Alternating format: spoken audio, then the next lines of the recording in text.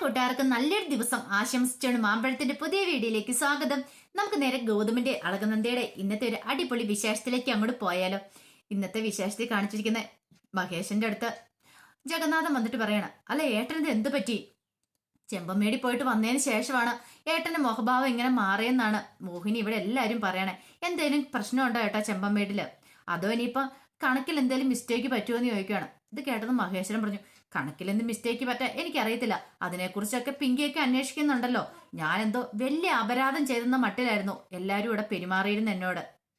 അതൊന്നും ഓർത്ത് ടെൻഷൻ അടിക്കട്ടെ ഇനി ഏട്ടൻ. ഒരു കാര്യം ചെയ്യാം, ഇനിയിപ്പൊ പിങ്കി നോക്കിയാൽ എന്തെങ്കിലും മിസ്റ്റേക്ക് ആണെങ്കിലോ? ചെമ്പമേടിലെ കണക്കുകളും കാര്യങ്ങളും മൊത്തത്തിൽ നമുക്കൊരു കാര്യം ചെയ്യാം, എല്ലാ കണക്കുകളും ഒരു ഓഡിറ്ററെ വെച്ച് അങ്ങോട്ട് ഓഡിറ്റ് ചെയ്യാം, പിന്നെ കുഴപ്പമൊന്നും ഇല്ലെന്ന് പറയണം. ഇത് കേട്ട് കഴിഞ്ഞാൽ മഹേശ്വരൻ വീണ്ടും ഒന്നുകൂടെ ഞെട്ടി. എന്റെ ഭഗവാനെ, ഇനി എന്തൊക്കെ പൊല്ലാപ്പുകളോ ഉണ്ടാകാൻ പോന്നെ. ഏട്ടൻ അതോർത്ത് ടെൻഷൻ അടിക്കണ്ട. മഹേശ്വരൻ പറഞ്ഞു, എനിക്ക് എന്ത് ടെൻഷൻ? ഇത്രയും കാലം ഞാൻ ഈ വീടിന് വേണ്ടിയിട്ടാ ജീവിച്ചേ. എന്റെ ആരോഗ്യം എല്ലാം മറന്ന്, എന്റെ കുടുംബജീവിതം പോലും മറന്നിട്ടാണ് ഞാൻ എല്ലാത്തിനും പുറകെ ഓടി നടന്നത്. അതിന് കിട്ടിയ ശിക്ഷ എനിക്കിപ്പോ ഇതാ പറയണേ, നമ്മൾ ആത്മാർത്ഥമായിട്ട് ഒന്നിനെ സ്നേഹിക്കരുതെന്ന് പറയണേ. കുടുംബത്തിന് വേണ്ടി സ്നേഹിച്ചിട്ട് അവസാനം ഞാൻ ഒന്നുമല്ലാതായി തീർന്നില്ലെന്ന് ചോദിക്കണം. അത് കുഴപ്പമില്ല ഏട്ടാ, ഏട്ടനെ എനിക്ക് വിശ്വാസമാണ്. പിന്നെ എന്റെ തിരക്കുകളൊക്കെ അറിയാലോ, അതുകൊണ്ടാണ് എനിക്ക് ഇവിടുത്തെ കാര്യങ്ങളിൽ കൂടുതൽ ഇടപെടാൻ പറ്റാതിരുന്നേ. അതോർത്ത് വിഷമിക്കണ്ട, ഇനി ഞാനും കൂടെ കൂടിയിട്ട് കാര്യങ്ങളൊക്കെ നോക്കിക്കോളാന്ന് പറഞ്ഞിട്ട് ജഗന്നാഥൻ അങ്ങോട്ട് പോവാണ്. ഈ സമയത്ത് മഹേശൻ ഓർത്തു, എന്റെ ദൈവമേ, ഇനിയിപ്പോ ഓഡിറ്റർ വെച്ച് നോക്കിയിട്ടുണ്ടെങ്കിൽ എന്തൊക്കെയാണ് സംഭവിക്കാൻ പോകുന്നത്. പോയ ജഗന്നാഥൻ അതേ സ്പീഡിൽ തന്നെ തിരിച്ചു വരുവാണ്. അല്ല എന്താ ജഗന്നാഥ് തിരിച്ചു വന്നേ? അതെ, ഒരു കാര്യം ഞാൻ ചോദിക്കാൻ മറന്നുപോയി. ഇവിടെ ഏതോ ഒരു പെങ്കൊച്ചു വന്ന് താമസിക്കുന്നുണ്ടെന്ന് പറഞ്ഞല്ലോ, അതേതാന്ന് ചോദിക്കുകയാണ്. ദൈവമേ, അതെല്ലാ കാര്യങ്ങളും അറിഞ്ഞിട്ടുണ്ട്. അപ്പം അത് പിന്നെ മഹേശ്വരൻ തന്നെ വിൽക്കുവാണ്. ആ നന്ദയുടെ എന്തോ ഫ്രണ്ടോ മറ്റോ ആണെന്ന് പറയണേ. അല്ല ഏട്ടാ, ഏട്ടൻ ഈ കാര്യം എന്നെ എന്നോടൊന്ന് വിളിച്ചു പറയായിരുന്നേ. ഏട്ടൻ ഈ വീട്ടിൽ ഇപ്പൊ മൂത്ത കാരണവരുടെ സ്ഥാനമല്ലേ. ഏട്ടൻ എന്നിട്ട് ഈ കാര്യങ്ങളൊക്കെ എന്നോടൊന്ന് പറയണ്ടല്ലേ? ഇവിടെ ഇങ്ങനെ ഒരാൾ വന്നിട്ടുണ്ടെങ്കിൽ എന്നെ അറിയിക്കേണ്ട കടമയില്ലേ? ഞാനൊരു വീട്ടിലെ അംഗമല്ലേ എന്ന് ചോദിക്കുകയാണ്.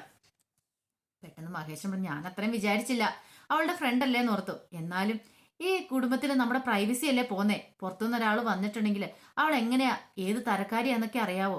ഏട്ടനൊന്നും ആലോചിക്കാതെ അവളെ പിടിച്ച് ഇവിടെ നിർത്തിയേക്കുന്നേ. അതിന്റെ ഉദ്ദേശം എനിക്ക് മനസ്സിലാവുന്നില്ല എന്ന് പറയാം. അത് പിന്നെ നന്ദ എന്തോ നന്ദയുടെ ഫ്രണ്ടാന്ന് പറഞ്ഞു കൊണ്ട് നിർത്തിയതാ. ഞാൻ പിന്നെ കൂടുതലൊന്നും അതിനെക്കുറിച്ച് ചോദിക്കാൻ പോയില്ല. ഏട്ടാ, അങ്ങനെ കഴിഞ്ഞിട്ട് കാര്യമില്ല. നമ്മൾ ഈ വീട്ടിൽ നടക്കുന്ന എല്ലാ കാര്യങ്ങളെക്കുറിച്ചും അറിയണം. ഇവിടെ എന്താ നടക്കുന്നതെന്ന് അറിയണം. ഏട്ടനത് ശ്രദ്ധിക്കാറില്ല, അതാ ഏട്ടന് പറ്റുന്ന തെറ്റ്. അതുകൊണ്ട് ഇനി അങ്ങനെ ആവരുത്. ആ പെണ്ണ് ഏതാന്നൊക്കെ അതിനെക്കുറിച്ചൊക്കെ അന്വേഷിക്കണം. എന്നിട്ട് എത്രയും പെട്ടെന്ന് അവൾ ഇവിടുന്ന് പറഞ്ഞു വിടാൻ നോക്ക്.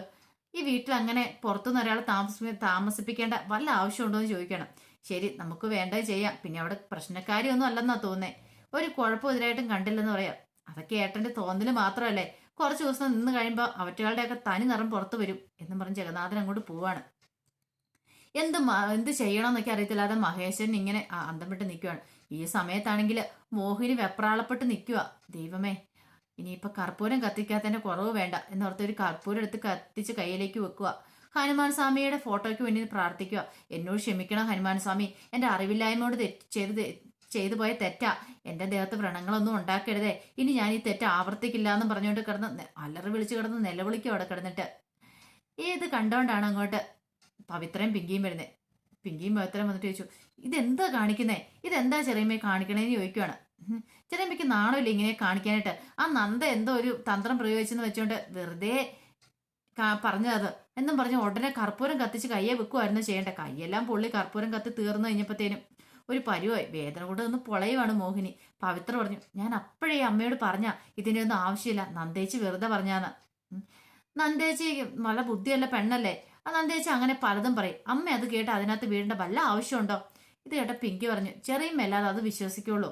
അവള് ഒന്ന് വെറുതെ ട്രിക്ക് ഇറക്കി നോക്കിയതല്ലേ, നമ്മൾ ആരെങ്കിലും ആണോ ചെയ്തതെന്ന് അറിയാൻ വേണ്ടിയിട്ട്. അപ്പൊ തന്നെ ആണ്ടേ ചെറിയമ്മ കൊണ്ടേ കയ്യെ കൊണ്ട് കർപ്പൂരം വെച്ചേക്കുന്നു. അത് പിങ്കിമോളെ, നിനക്കിതൊക്കെ പറയാം, പക്ഷെ എന്റെ അവസ്ഥയെ നാളെ വ്രണം വന്നിട്ടുണ്ടെങ്കിൽ ഈ പറയുന്ന നിങ്ങളാരും തിരിഞ്ഞു നോക്കൂല. എന്റെ ജീവനാ പോന്നറിയാവോ? അതെ, വെറുതെ പറഞ്ഞൊന്നുമല്ല, അതുള്ള കാര്യമെന്ന് പറയാം. ഇത് കേട്ടാൻ പിങ്കി പറഞ്ഞു, പിന്നെ ചെറിയമ്മയ്ക്ക് ഭ്രാന്ത, വെറുതെ ഇല്ലാത്ത കാര്യം ചെയ്തിട്ട്. അത് പിങ്കിമോളെ, ഇനിയിപ്പോ എന്ത് ചെയ്യും? എന്റെ കൈ പൊള്ളിയിട്ട് ഒരു രക്ഷയില്ല എനിക്ക്. അല്ല, പെട്ടെന്ന് പിങ്കി പവിത്രോട് ചോദിച്ചു, അവളെ നന്ദ പറഞ്ഞ കാര്യങ്ങളൊക്കെ ലക്ഷ്മിയമ്മ കേട്ടായിരുന്നു ചോദിച്ചു. എന്താ പിങ്കി ചേച്ചി? അല്ല, കയ്യിൽ കർപ്പൂരം കത്തിച്ചു വെക്കുന്ന കാര്യത്തെക്കുറിച്ചൊക്കെ ലക്ഷ്മിയമ്മായി കേട്ടായിരുന്നു ചോദിക്കുക. അതൊക്കെ അത് കേൾക്കുകയും ചെയ്യുന്ന പറയാം. തീർന്നു. അതെ, ഈ കൈ പൊള്ളിയിട്ട് ഇനി ഇപ്പം ഇതെങ്ങാനും ലക്ഷ്മിയമ്മ കണ്ടത് അതോടുകൂടി കാര്യങ്ങൾക്ക് തീരുമാനമായി. കൈ പൊള്ളി ഇനിയിപ്പോൾ വ്രണമാകും. അപ്പം എല്ലാവരും അറിയൂന്ന് പറയണം. മോഹിനിക്ക് അപ്പോഴാണ് ബോധം ഉണ്ടായത്. ദൈവം ഇനിയിപ്പോൾ എന്ത് ചെയ്യും? എന്ത് ചെയ്യാനാ? അറിയട്ടെല്ലാരും, അല്ലാതെ ഇപ്പം എനിക്കൊന്നും ചെയ്യാൻ പറ്റില്ലെന്ന് പറയാണ്. പവിത്ര പറഞ്ഞു, അമ്മ എന്തിനാ ഇങ്ങനെ ടെൻഷൻ അടിക്കുന്നേ? ടെൻഷൻ അടിക്കാതിരിക്കും, നമുക്ക് എന്തെങ്കിലും ഒരു പോംവഴി ഉണ്ടാക്കാന്ന് പറയാം. അതെ, ഈ കൈ ലക്ഷ്മിയമ്മയെ കണ്ടിട്ടുണ്ടെങ്കിൽ പിന്നെ എന്ത് ചെയ്യുമെന്ന് എനിക്കൊരു ഐഡിയയും കിട്ടുന്നില്ല. പവിത്ര പറഞ്ഞു, ഒരു കാര്യം ചെയ്യാം, നമുക്കിത് കെട്ടിവെച്ചാലോ? കെട്ടിവെച്ചിട്ടുണ്ടെങ്കിൽ കാണില്ലേന്ന് ചോദിക്കണം. അപ്പം എന്തേലും നുണ പറയാം, സമയമുണ്ടല്ലോ, ധൈര്യമായിട്ടിരിക്കും, ഞാൻ കെട്ടിവെക്കാം. അല്ലെങ്കിൽ പിന്നെ ആ പുള്ളിയെ വട്ടത്തിലുള്ള പാട് കണ്ടിട്ടുണ്ടെങ്കിൽ ലക്ഷ്മി അമ്മയ്ക്ക് മനസ്സിലാവും കള്ളത്തരം കാണിച്ച് നമ്മളെല്ലാരും കൂടി കൂടി ചേർന്നിട്ടാണ്. അതുകൊണ്ട് അത് വേണ്ട, അത് ഡേഞ്ചറാണ്, അതുകൊണ്ട് കെട്ടിവെച്ചിട്ട് പോവാന്ന് പറയാണ്. അങ്ങനെ കെട്ടിവെച്ചിട്ട് അങ്ങോട്ട് പോവാണ്. ഈ സമയം രാവിലെ ആണെങ്കിൽ പത്രമൊക്കെ എടുത്തോണ്ട് നേരെ അകത്തേക്ക് വരും ലക്ഷ്മിയമ്മ. ഇതെന്താ ഈ മഹേശ്വരേട്ടൻ ഇതുവരെയായിട്ടും പത്രമൊന്നും എടുക്കാത്തെ?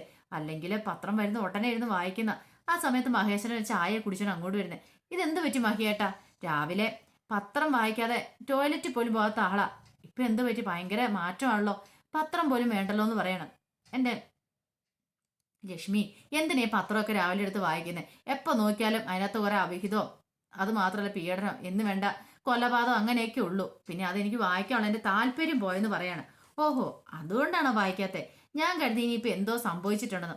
അങ്ങനെ പത്രം നോക്കിയിട്ട് വായിച്ചിട്ട് പറഞ്ഞു, ശരിയാ മഹിയാട്ടൻ പറഞ്ഞ കാര്യം ശരിയാ. ഇത് കണ്ടോ, ഒരു 70-കാരന് അവിഹിതം ഉണ്ടെന്ന് അറിഞ്ഞിട്ടുണ്ട്, ഭാര്യ ആത്മഹത്യ എന്ന് എഴുതി വെച്ചേക്കുന്നത്.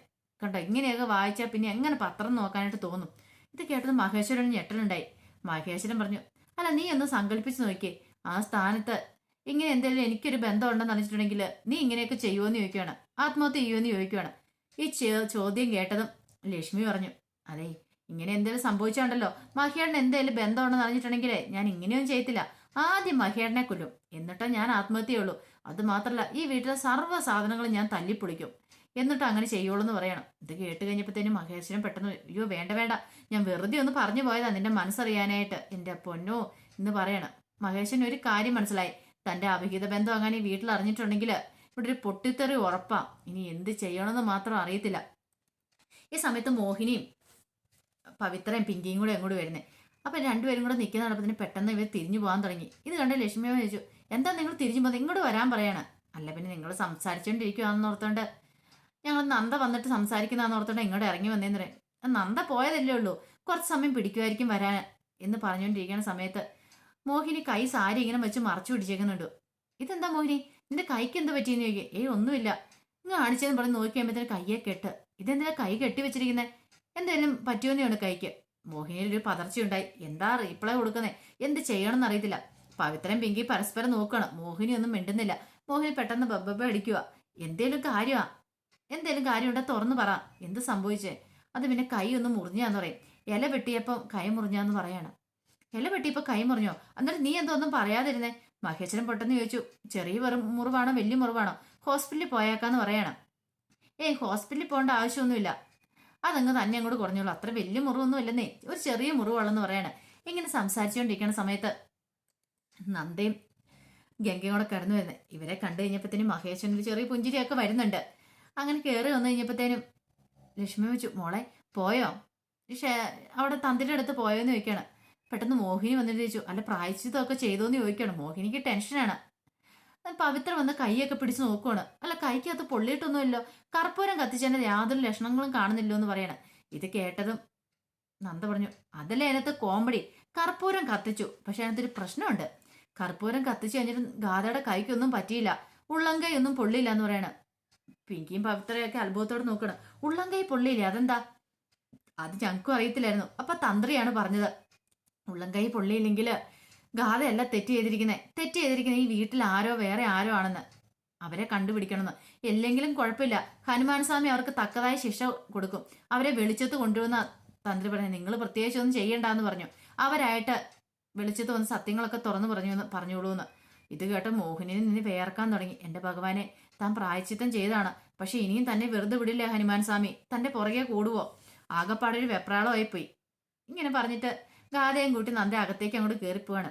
പിന്നീട് കാണിക്കുന്ന ബാലാജി ഇങ്ങനെ മദ്യമൊക്കെ കുടിച്ചിങ്ങനെ ആസ്വദിച്ചിങ്ങോട്ട് ഇരിക്കുവാണ്. തല പെരുത്ത് കയറിക്കൊണ്ടിരിക്കുക. ഒരു സൈഡ് വാവച്ചനും ഒരു സൈഡ് വക്കീലും ഉണ്ട്. എങ്ങനെയെങ്കിലും അവളെ കുരുക്കണം, അവളെ അവിടുന്ന് പുറത്തിറക്കണം, അതിന് എന്തെങ്കിലും ഒരു വഴി കണ്ടെത്തിയാൽ മതിയാവുള്ളൂ പറയാണ്. എങ്ങനെ സംസാരിച്ചുകൊണ്ടിരിക്കുന്ന സമയത്ത് വാവച്ചൻ പറഞ്ഞു, അതെ ബാലാജി അണ്ണാ, എൻ്റെ മനസ്സിലൊരു ഐഡിയ ഉണ്ടെന്ന് പറയാം. എന്ത് ഐഡിയ? ഒരു കാര്യമുണ്ട്. അവിടെ ഒരു പൊട്ടിത്തെറി ഉണ്ടാകാൻ പറ്റുന്നൊരു കാര്യമാണ്. ഗാഥനെ ഇറക്കാൻ പറ്റിയ കാര്യമാണ്. ഗാഥ അവിടുന്ന് ഒരു പൊട്ടിത്തെറി ഉണ്ടാവണേ ഇറങ്ങും എന്ന് പറയാം. അത് കൊള്ളാലോ. എന്താണെങ്കിലും പറ വാവച്ചാന്ന് പറഞ്ഞത്. പക്ഷെ അതങ്ങനെ പെട്ടെന്ന് പറയാൻ പറ്റില്ല. അത്രയും വലിയ രഹസ്യമാണ്. അത് രഹസ്യം പറയണ അതിൻ്റെതായ കുറച്ച് വശങ്ങളൊക്കെ ഉണ്ടെന്ന് പറയണം. ബാലാജിക്ക് കാര്യം മനസ്സിലായി. പൈസയ്ക്ക് വേണ്ടിയിട്ടാണ്. കാരണം അത് ചെറിയ പൈസയ്ക്കൊന്നും പറയാവുന്ന കാര്യമല്ല. അത്ര വലിയ രഹസ്യമാണെന്ന് പറയണം. ശരി ശരി. ബാലാജി എന്ത് ചെയ്യുവാണ്? നേരെ ഒരു ചെക്ക് ബുക്ക് എടുത്തിട്ട് വാവച്ചിന്റെ പേര് ബ്ലാങ്ക് ചെക്ക് എഴുതുവാണ്.